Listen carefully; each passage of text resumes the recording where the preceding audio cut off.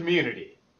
Developing an online community is something it seems like everybody's talking about these days. I had an online community in my class. It's like you've got them coming in on an airplane all together as a class and communicating and discussing and so forth, and lo and behold, you have this little community that forms where people appreciate a little bit of humor that you might throw into that online class. Well, communities are vital for the success of an online class. Maybe. I'm going to talk to you about components that will help that course become more successful if in fact communities are important to you. This program is coming from Indiana University in Bloomington. Introductions, icebreakers, just having students talk about themselves a little bit. Sharing knowledge creates community. Celebrating their accomplishments, both internally to the class and externally, might help develop community. Shared history, they've accomplished something, they've gone through some critical events in the class, some core courses. They might build community because they all survived it. They survived that activity. Then there's belongingness. They're members of something. They have identity. I'm a part of this class. I'm a member of this group. I'm a member of this community. I'm a part of this neighborhood. I give to and I take from that community. There might be a purpose for this class, goals for this class, a stated mission, with rituals and people that you bring in every week or activities that you do that you accomplish, where as a result you're building respect for team members and trust across each other. Sharing knowledge, sharing learning, sharing the outcomes of an activity. Get students to mix with one another. They form teams and build projects. As they do that, they get to know insights about each other. They share personal tactics and strategies for solving problems. They give to the group and they take from. They give and receive knowledge to the class. When you have that, you have communities. If you're just browsing, you have a portal. The difference between a portal and a community you're a member of and providing information for, where you have influence over it, you participate within it, you might create a podcast or a blog, not just receive stuff from the instructor. Tasks might in turn be embedded in the real world. Pictures, profiles of people where you see them, you get to know them. There's some sense that you are a member and you belong to a group. There might be students who create t-shirts. My students said, I survived Dr. Bunk's online class. I knew it was hard. I didn't know it was that hard. Some students never want to leave the class. They want to stay. How do you replicate that kind of activity when students don't want to leave the class? This is a challenge that we all have, to have students be at the point where they want to build t-shirts that they survived this class, that they don't want to leave the class. Well, you might read up on things. You might explore websites on community building. You might look at what people have written about building communities. There's thousands of articles, I think, out there about communities that you can read about. I recommend social icebreakers. I recommend personal introductions and information. I recommend students telling favorite websites, their expectations for the course, their commitments to the class. If they post their commitments, they're less likely to drop because, hey, everyone's read their commitments. Their goals. Have them post 8 nouns of what best describes them. They're a bloodletter, or they're a road runner, or they're a computer, or they're a traveler, or they're a fire hose, whatever it might be. What are 8 nouns that describe them? And post testimonials of students who have made it through the class.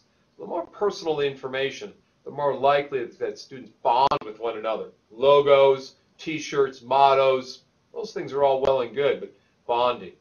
Galleries of students' work, galleries of prior work, glossaries, syllabi, all help rally students around something they can find online, whether it's art and photo media, like in the Omnium project at the University of New South Wales, or you might have digital storytelling projects, like Bernard Robin has posted a compendium of digital storytelling at the University of Houston, down in Texas.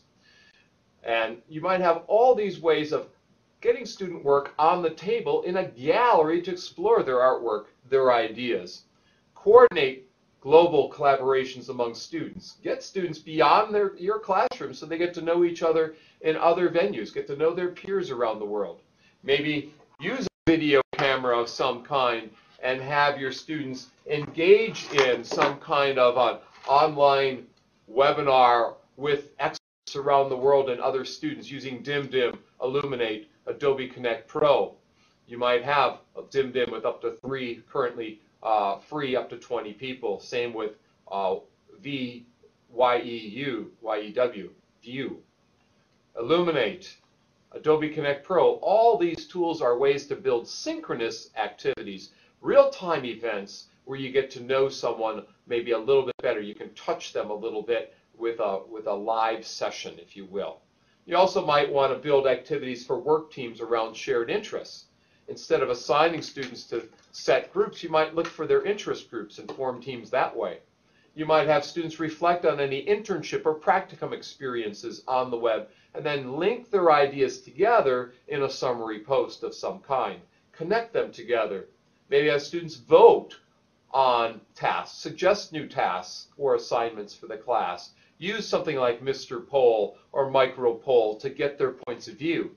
Maybe get the minority point of view understood so you can pull that out so the majority doesn't dominate discussion in the class and it's more of a democratic process to the class.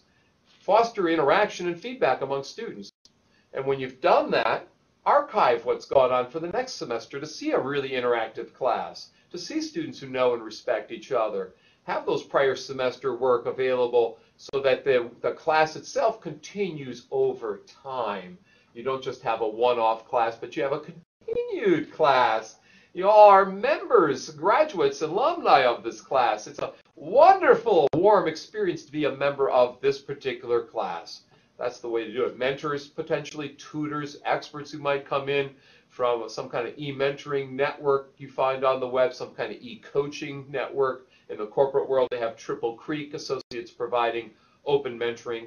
But in higher ed, in K-12, in nonprofit, there are a number of ways to build mentoring into a class. And boy, if you can add mentors, if you can add outside people and get them interested in your class, your students like, wow, we've got, you know, these people around the world, peers in other universities, going to work with us and talk to us. Challenge students with material. You know, don't get them napping through it, but challenge them to think about it. Have students responding actively to questions that you pose. Survey them with tools like Zoomerang and SurveyMonkey that are free for you to use on the web. Even post pictures or profiles of students or videos from events that you've had. If you've got a special event that occurred in your class, you might be able to post that up online.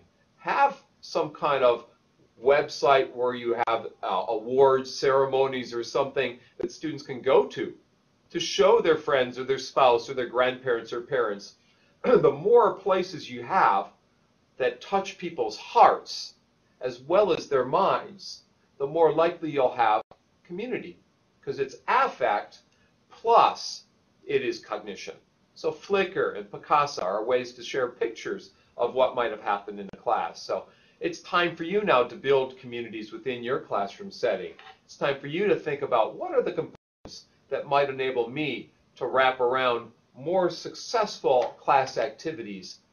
How might I, in turn, create trust building, introductions, social icebreakers, accomplishments, identity, rituals, mission, logos, all these things, you know, teaming activities, all these things can kind of work together so that you can create a place, a virtual space, where you and your students don't just go to do work, but go and anticipate the next time, can't wait to get there, and don't want to leave.